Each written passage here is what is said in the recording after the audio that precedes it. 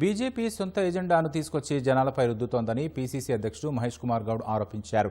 Telangana Congress incharge Meenakshi Natarajan Rajya Sabha nomination తిరస్కరణ తీరుకు నిరసనగా గాంధీభవన్లో పంచాయతీరాజ్ సంఘటన ఆధ్వర్యంలో సత్యాగ్రహ దీక్ష చేపట్టారు. రఘుపతి రాజారాం పేరును బీజేపీ మర్చిపోయిందని, గాడ్జే జపం చేస్తోందని మహేష్ కుమార్ గౌడ్ అన్నారు. 2 కోట్ల ఉద్యోగాలు అని చెప్పి ఉన్న ఉద్యోగాలు ఊడగొడుతున్నారని ఆరోపించారు. రఘుపతి రాజారాం ఈ పదాన్ని బీజేపీ పార్టీ మర్చిపోయింది. గోడ్సే నామస్మరణం చేస్తా ఉంది. రాజ్యాంగానికి తూట్లు పొడుస్తూ ఉన్నారు. సొంత ఎజెండాని రాజ్యాంగంలో తీసుకొచ్చి ఆ ఎజెండాని ఈ దేశమైన రుద్దుతా ఉన్నారు. వారు చెప్పిందే రాజ్యాంగం, వారు నడిచిన మార్గమే ప్రజాస్వామ్య విధంగా వ్యవహరిస్తూ ఇలా రాజ్యాంగానికి తూట్లు పడుతూ ఉన్నారు. 2 కోట్ల ఉద్యోగాలు ఉన్నారు. ఉన్న ఉద్యోగాలు పీకేశారు. ఉన్న ప్రభుత్వ రంగ సంస్థలు మూసేస్తారు. తన అనువులైనటువంటి పెత్తందారి సంస్థలకి వాటిని అప్పచెప్తా ఉన్నారు.